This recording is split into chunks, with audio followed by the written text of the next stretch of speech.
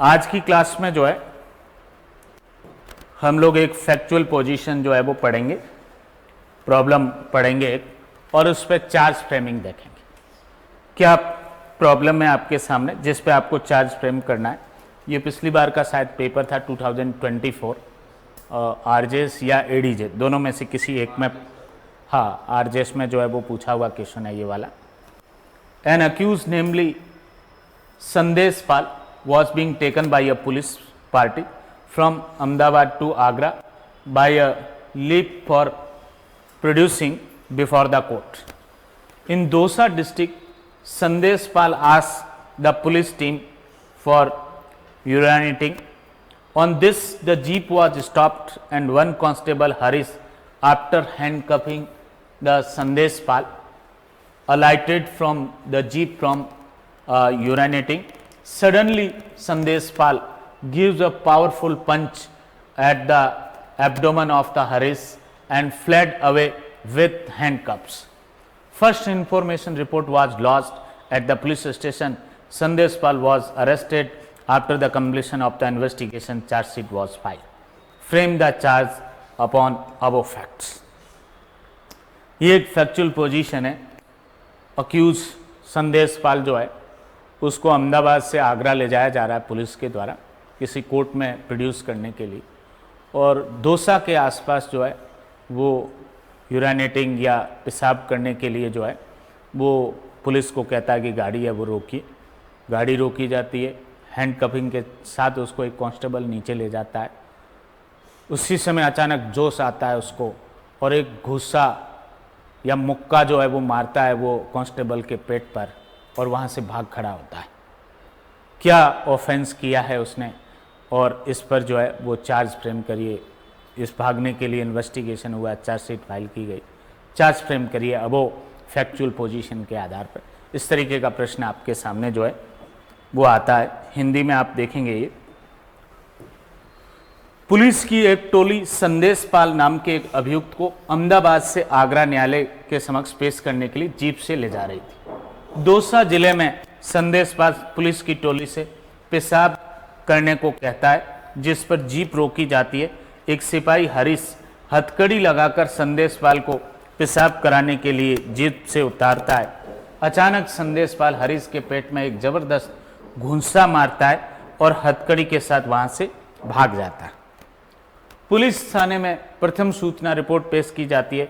संदेश पाल को गिरफ्तार कर लिया जाता है और अनुसंधान या अन्वेषण पूर्ण होने पर जो है आरोप पत्र पेश किया जाता है। उक्त तथ्यों के आधार पर आरोप विरचित करिए।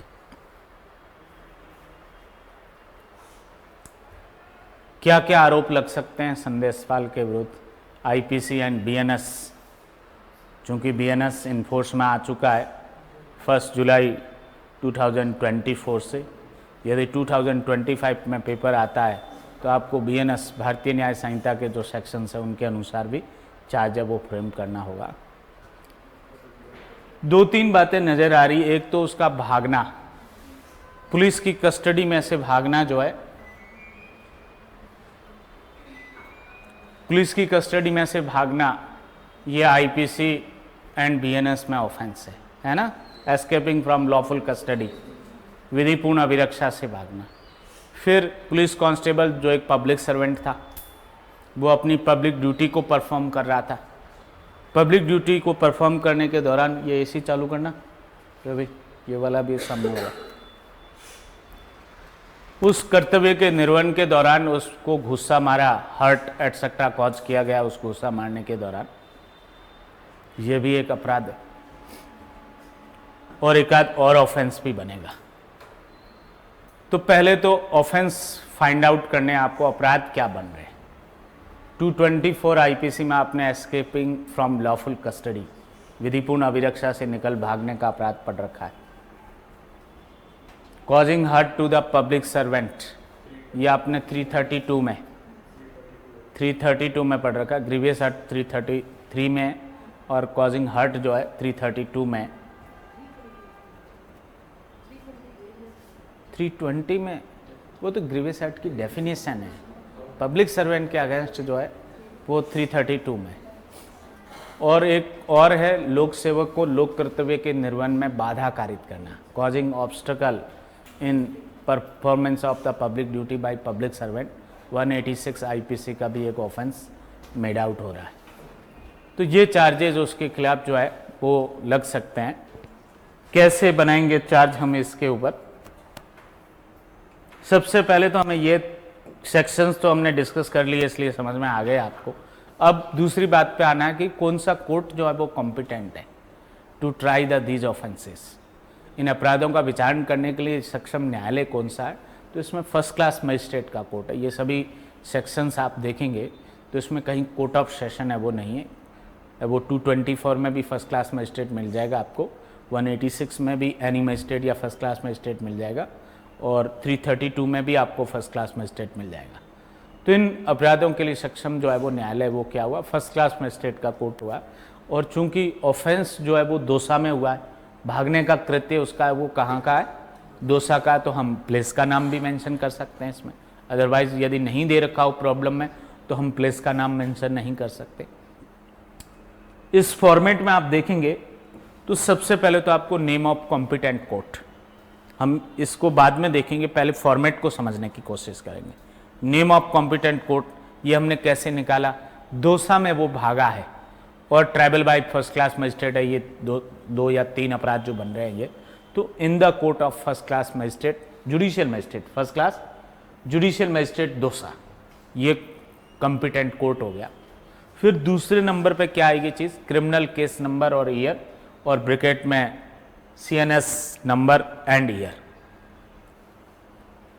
देन स्टेट या state of Rajasthan versus Sandeshpal. Then offence under section 186, 224 और 332 IPC। Now the 221, 262 and 121 of the BNS 2023। इसके बाद वाला जो फॉर्मेट है ABC, ये आपके form number 32 of second schedule और form number 33 of the BNSS of, इनमें जो है वो दे रखा है।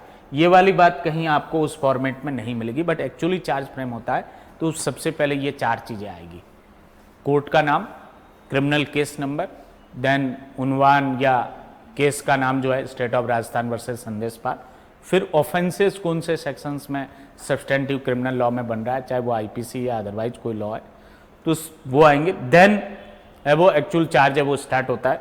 इसमें क्लॉज मेंशन होंगे A, B और C। एक क्लॉज में जो है I, ये X हमने सिंबॉलिक नेम दिया है, name of the judicial officer और the first class magistrate. RJS is the designation. I, X, RJS make the following allegations against you, following charges against you, not allegation, charges against you, accuse Sandeshpal, which are as follows.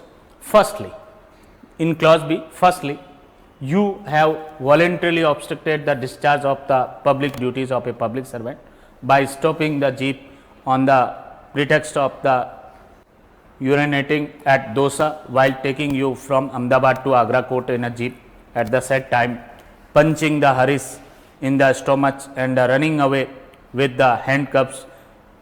Your said act is punishable offense under section 186 of the Indian Penal Code, now under section 221 of the BNS, and is within the cognizance of this court. Secondly, you were being taken in lawful custody to the said place at the said time, and you escaped from there in handcuffs and have committed the offense or crime of the escaping from lawful custody. Your said act is a punishable offense under section 224 of the Indian Penal Code, now the 262 of the BNS, and is within the cognizance of this court. And thirdly, you have caused hurt to the Haris, who was discharging his duty as police constable at the said place at the said time, by punching him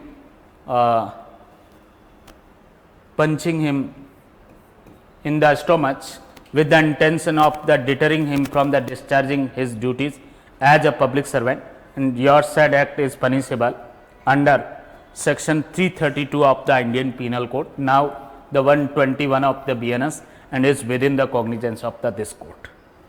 C part of the charge, and I hereby direct that you be tried by this court on the said charges. Clause A is concerned to the simple statement of the presiding officer making a charge against the accused. Clause B is concerned to the what is the actual charge. If charge in the one head, then not mention the firstly, secondly, thirdly. If the charges are in the two or more head, then mention firstly, secondly, thirdly, fourthly, etc. What is the act or omission on the part of the accused, and what offences have been made out from that actus reus, and that offence is within the cognizance of the court in firstly, secondly, thirdly. And clause C is concerned to the direction of the presiding officer to try the concerned accused by that court of which the concerned concerned magistrate is the presiding officer, and after then the signature of the accused in left side, and in right side the signature and seal of the presiding officer, signature of the presiding officer and seal of the court, signature of the presiding officer and seal of the court.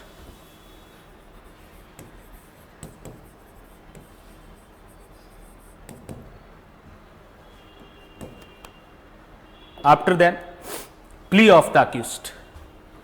That is the last part of the framing of the charge.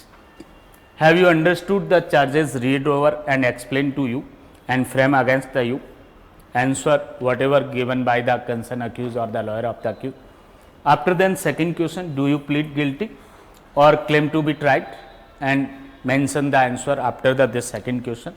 This side, the left side of these two questions, the signature of the accused, and lastly in right side the presiding officer, signature of the presiding officer and the seal of the court.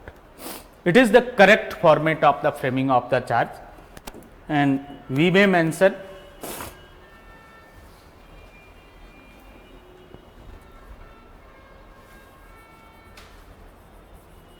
charge of two or more head.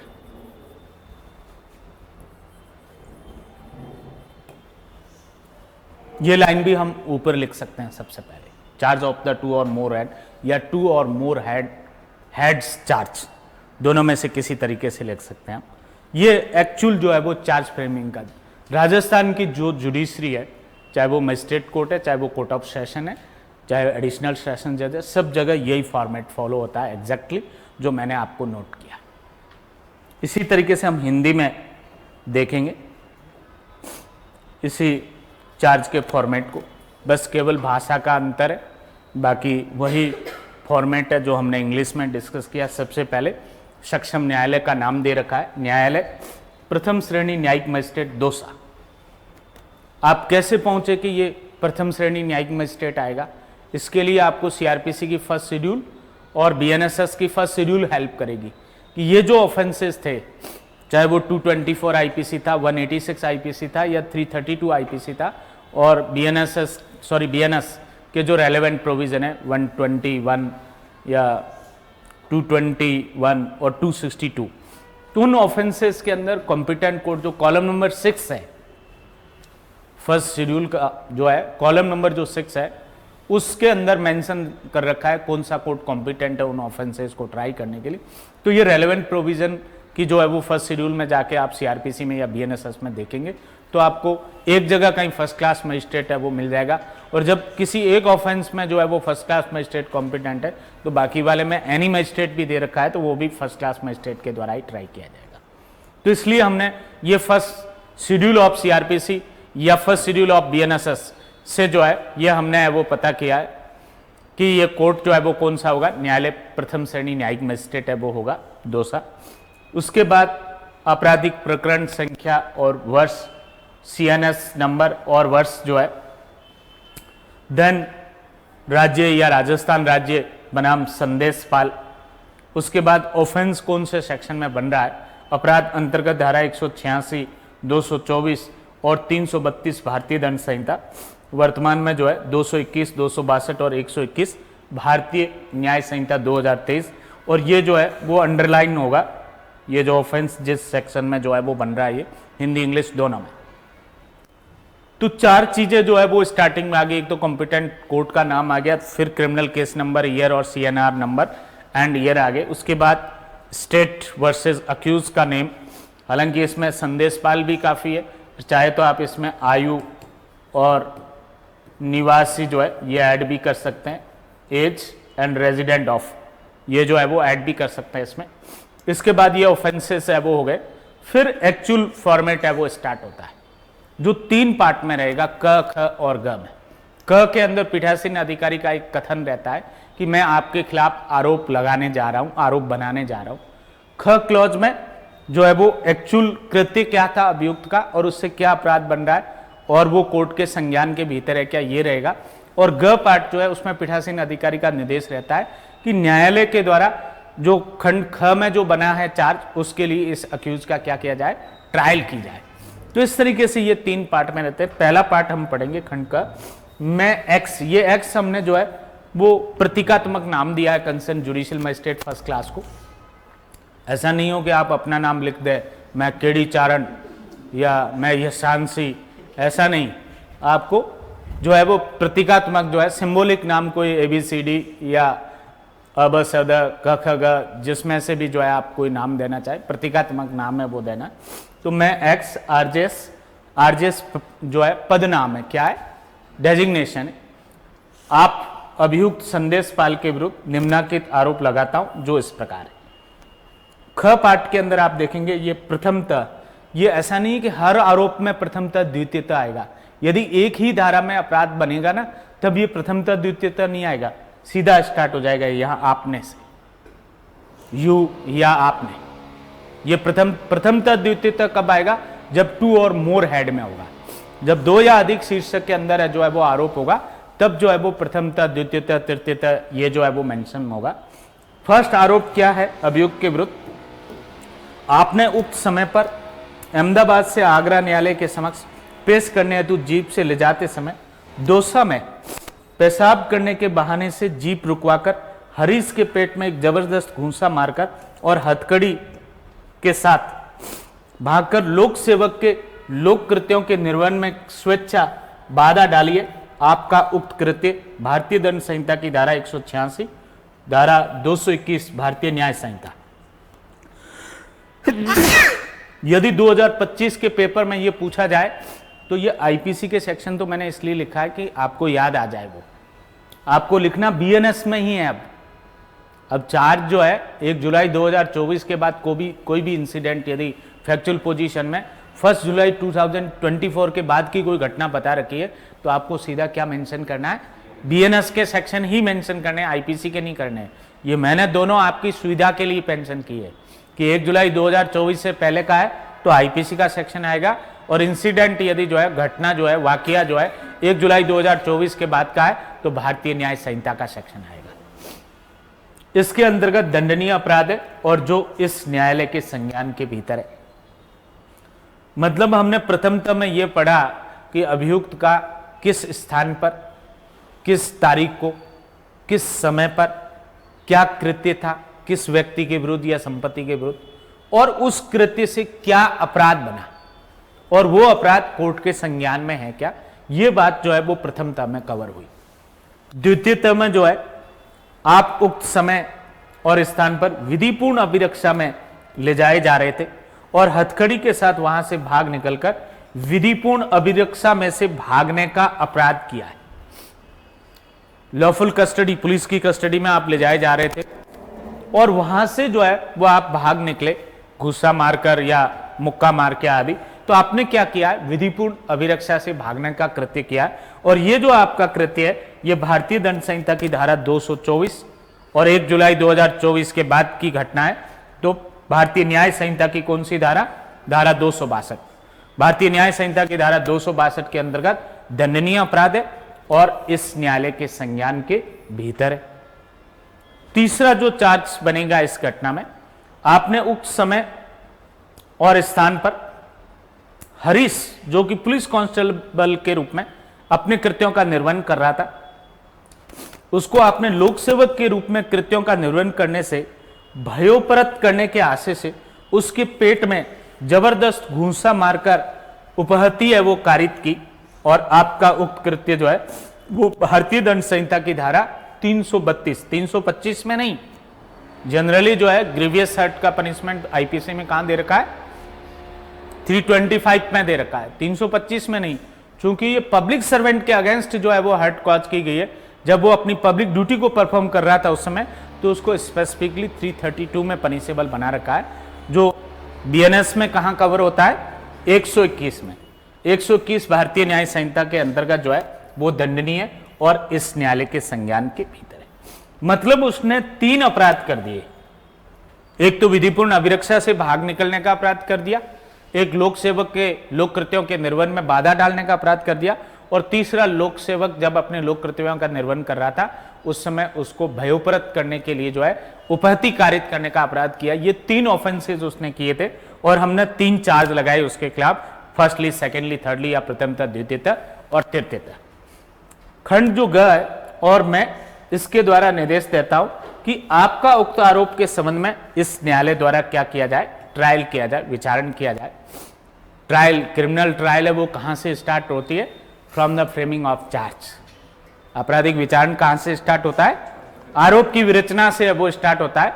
Last जो presiding officer का direction या निर्देश है वो क्या है, ये निर्देश है कि जो चार्ज हमने क्लॉज बी में बनाए हैं, प्रथमतः, द्वितीयतः, तृतीयतः, इन आरोपों के लिए इस कोर्ट के द्वारा, जिसका वो प्रिजाइडिंग ऑफिसर है, उसके द्वारा ट्रायल की जाए, विचारण है वो शुरू किया जाए। इसका ये डायरेक्शन है वो सी पॉइंट के अंदर है वो आएगा, खंड ग में आएगा।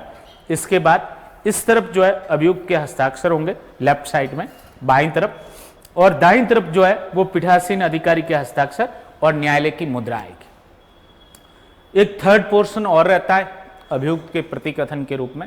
आपने सीआरपीसी में और बीएनएसएस में पढ़ रखा है कि जब भी चार्ज फ्रेम होगा इन राइटिंग, लिखित में, तो अभियुक्त से जब वो क्या पूछा जाएगा, उस चार्ज को अक्यूज को एक्सप्लेन और रीड ओवर किया जाएगा। क्या किया जाएगा, अभियुक्त को समझाया जाएगा और सुनाया जाएगा। इसके अलावा उससे ये पूछा भी जाएगा कि वो दोषी होने का अभिवाद करता है या ट्रायल चलाना चाहता। ऐसा आपने सीआरपीसी में पढ़ रखा है ना, 240 में जो वारंट ट्रायल के अंदर चार्ज फ्रेमिंग का जो सेक्शन है, 251 में जो सब्सटेंस ऑफ एक्यूजेशन का जो सीआरपीसी में सेक्शन है, रेलेवेंट जो भी प्रोविजंस है बीएनएसएस के, तो उसमें इस तरीके के प्रोविजन है। इवन 246 में जो है warrant cases initiated on otherwise then police report, उसमें 246 में जो है वो प्रोविजन है वो दे रखा है इस तरीके का, जब भी चार्ज फ्रेम होगा तो एक्सप्लेन और रीड ओवर किया जाएगा और अक्यूज से पूछा जाएगा कि वेदर ही प्लीड्स गिल्टी और क्लेम टू बी ट्रायल, वो जो है वो दोषी होने का अभिवाद करता है या वो ट्रायल चलाना चाहता है या डिफेंस करना चाहता है। तो उस मैंडेटरी प्रोविजन की कंप्लाइंस है ये, तो इसलिए ये अभियुक्त का प्रतिकथन या प्ली ऑफ अक्यूज भी चार्ज का पार्ट है। और इसमें 2 प्रश्न बनते हैं राइटिंग में। पहला प्रश्न ये बनेगा कि आपको यह आरोप समझा और सुना दिया गया है और आप समझ गए हैं कि आपके विरुद्ध क्या आरोप लगाए गए। इसका उत्तर है वो नीचे मेंशन होगा, अभियुक्त जो भी उत्तर देता है या अभियुक्त का अधिवक्ता जो उत्तर देता है वो मेंशन है वो किया जाता है इसमें। दूसरा प्रश्न बनता है कि क्या उक्त आरोप के संबंध में दोषी होने का अभिवाद करते हो या विचारण चलाना चाहते हो। इसका भी उत्तर नीचे जो है उत्तर मेंशन होगा। आपको लिखने की उत्तर जरूरत नहीं, बट आंसर आपको वर्ड यूज करना होगा और उसको डैश करके वो छोड़ना होगा। इन दोनों प्रश्नों में से किसी एक प्रश्न के साइड में सिग्नेचर हो सकते हैं, दोनों के मिड में जो है वो हो सकते हैं। सेकंड क्वेश्चन है उसके लेफ्ट साइड में हो सकते हैं, कहीं पे भी एक बार, मतलब अक्यूज के 2 बार सिग्नेचर होते हैं। चार्ज का जो फॉर्मेट रहता है उस पर अक्यूज के 2 बार सिग्नेचर रहते हैं, एक तो प्ली ऑफ अक्यूज से पहले और एक प्ली ऑफ अक्यूज के बाद। तो पहले वाले सिग्नेचर तो हमने ये यहां देखे ये, और दूसरे वाले सिग्नेचर जो है वो हम यहां देख रहे हैं। तो अक्यूज के 2 टाइम्स सिग्नेचर रहेंगे इसके ऊपर जो है, और लास्ट में जो है ये यहां पर पीठासीन अधिकारी के हस्ताक्षर और न्यायालय की मुद्रा आ जाए। तो इस तरीके का ये चार्ज का फॉर्मेट है। यदि हम सिंपली देखें तो इसके अंदर जो है 3-4 चीजें तो स्टार्टिंग में आ गई, ये कॉम्पिटेंट कोर्ट का नाम आ गया, ये क्रिमिनल केस नंबर और ईयर आ गए, ये केस का नाम आ गया, स्टेट वर्सेस जो कुछ भी है, ये चार्ज कौन से सेक्शंस में बनना जा रहा है ये है वो आ गया। और फिर जो है ये इस फॉर्मेट के अंदर 5th पॉइंट के अंदर A, B, C ये 3 पोर्शन हो गए। उसके बाद जो है अगला 6th पॉइंट हम इस सिग्नेचर को अक्यूज के सिग्नेचर और प्रिजाइडिंग ऑफिसर के सिग्नेचर।